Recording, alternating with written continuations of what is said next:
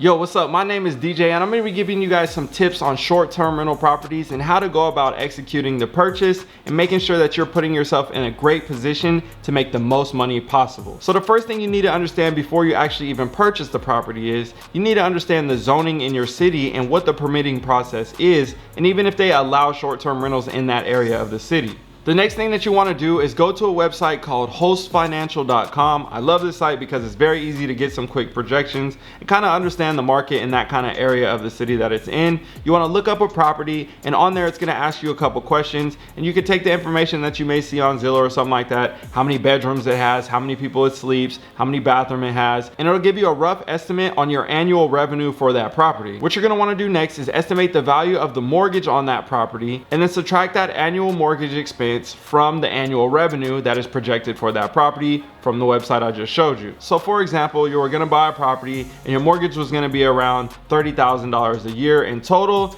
and your estimated revenue is going to be around $90,000 in revenue. Well, that means you got a $60,000 window to work with. Obviously, there's going to be a couple other expenses, which we'll go over in a second. Now, another expense that I personally love is having a management company. Now, this can vary from multiple percentages, whether it be 10%, 20%, 30%, depending on what they're offering and how much they're going to be doing and how much you're going to be doing. There's a lot of different factors and variations into that as well. But if you estimate that cost as well, you're going to need to subtract that from that hypothetical $90,000 revenue that we may be having on that future property. Now, once you have subtracted the mortgage payment for the year and the management payments for the year, now you're going to be able to have that better understanding on what you're able to do when it comes to your cash flow. If the estimated revenue for that property is double what your mortgage is going to be, 9 times out of 10, you're looking at a really good property. And realistically, there's a lot of properties out there on Zillow that are sitting right now that are really good when it comes to turning these into short-term rentals. All you got to do is plug the address in onto that website, and then you're going to see all the information that you need to know from there to get those projections. It literally takes a couple minutes, and I'm telling you right now, your mind is going to start churning really fast and be like, you know what?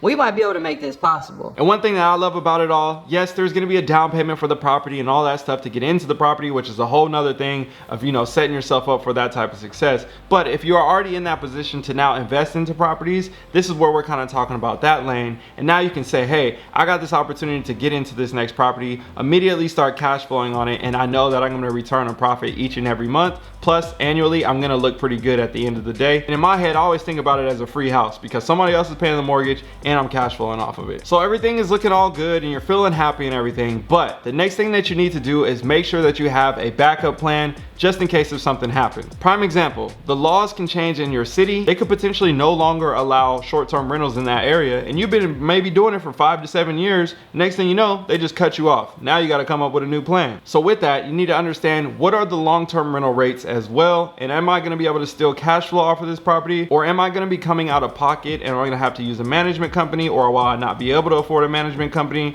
Because for example, if the property, the mortgage is $2,500 or something like that, and the rent around that area is around $2,100, well, now you're going to be losing $400 just off rip right there, plus the other things that go along with it. Next thing you know, you're like, maybe this is not a good idea. You want to make sure that you're checking as many boxes as possible to make sure that if something were to go wrong with the short-term rentals, you'll still be able to get that property covered and have that thing still maybe cash flow an extra $100, $300, $500, whatever it may be, even if times were tough. Another thing you want to plan for is the occupancy rate, right? So for example, if the house is always occupied around 72% of the time or something like that, things are looking great. Well, what happens if the house is occupied at 48% of the time and now your revenue is nowhere near what it was? Is it still going to be able to hit that mark to cover those bills and pay for everything that you needed to pay for while you're running that short-term rental? You want to factor those things in as well and always plan for the worst at the same time. It's very easy to get your eye on that number and say, oh yeah, it says estimated revenue $90,000. Next thing you know, things aren't looking too peachy and you still got to pay the bill, right? So it's happened to the best of us, but you got to make sure that you're paying attention to all those things and not just looking at the bright side. You got to look at all the downsides as well to make sure that you're averaging things out and putting yourself in a good position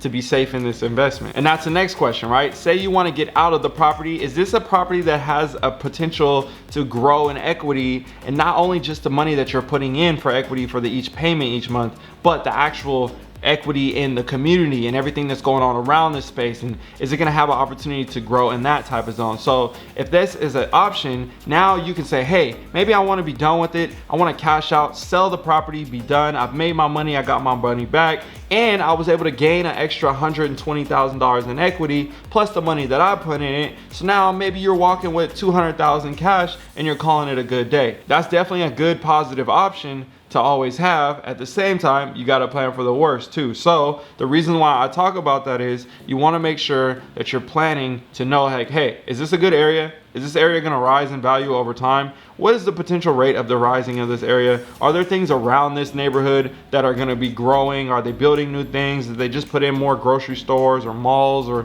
stadiums or whatever? All those things are going to be little factors as well to your success in that property. So don't just look at, oh, this is great for short-term rental. Look at the big picture as well at the same time. The next thing you want to think about, even if you plan on managing the property yourself, you want to always find a way to make more time for yourself. So you want to consider looking at short-term rental property management companies and seeing what their rates are. And some of them, they actually guarantee estimate numbers. They will guarantee that money for you either way, because they're good at getting 5-star stays, increasing occupancies, raising the rates, all those different things. That's what their job is to do. So for that, that's something you might want to consider, because if somebody can lock you in a guarantee of saying, hey, we're going to guarantee you $4,000 plus whatever you make, well, now it's like, okay, cool. If I was only paying, $2,500 or $3,000, I like that. I might sign up for that. It just makes my life a little bit easier, and now I don't have to worry about it as much. And that's one thing that you always want to do, and I feel like a lot of people always want to do when it comes to real estate, is minimizing your risk and your worries when it comes to all these things. So making sure that you're mapping out all this stuff and feeling confident in these investments is going to be something key for you, for your success,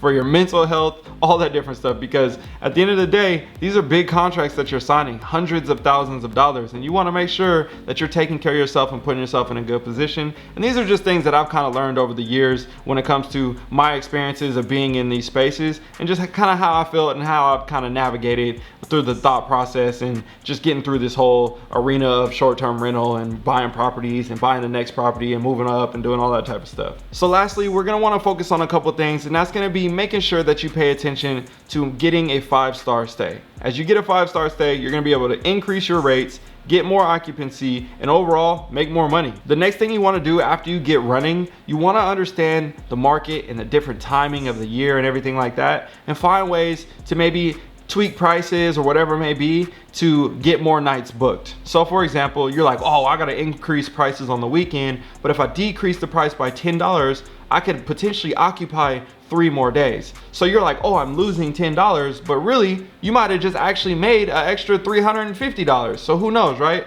So all those little things to occupy more nights are going to be very key to increasing your cash flow as well. And those are going to be some of those small things you want to pay attention to, and not let your pride get in the way, but actually be very strategic when it comes to pricing and getting yourself in there with the listing photos and the ratings and all that type of stuff. There's going to be a lot of different factors to it, but at the same time, you definitely want to focus on increasing your occupancy. And like I said earlier, look into getting a team. Yeah, you may think you're making less, but at the same time, you value your time. So if you can step away from the entire thing and let somebody else take over it, and say you may be making $700 less or whatever it is, but now you're saving hours of your life each and every month because of that extra $700, and you're still able to be profitable in cash flow, I would give up that $700 all day to have more freedom to go spend it with my friends and family and travel and do what I'm doing. So that's a lot of things to think about, but at the same time, definitely want to consider those things. So that way, again, you can have more peace of mind and just make a lot more passive money. So that's going to be all for me for this one for you guys today. Again, go do some homework, go do some research, check out those websites, punch in that information, see what it's looking like in your city. Good luck. I'm excited to see what you guys are able to purchase and find and get into new properties. All right, y'all, I'll see you in another one. I'm out. Yo, if you enjoyed this video, I have a free gift for you. I want to give you my ultimate Amazon Airbnb checklist, and this will give you everything that you need to know to take your Airbnb to the next level and especially be more profitable along the way. This will also help you get more 5-star ratings, which will then make you a super host, and eventually you'll be able to charge more money because of it. So to get access to my free Amazon Airbnb checklist, click on the first link down below in the description or the one pinned in the comment section, and I'll make sure I send you that checklist right away. All right, y'all.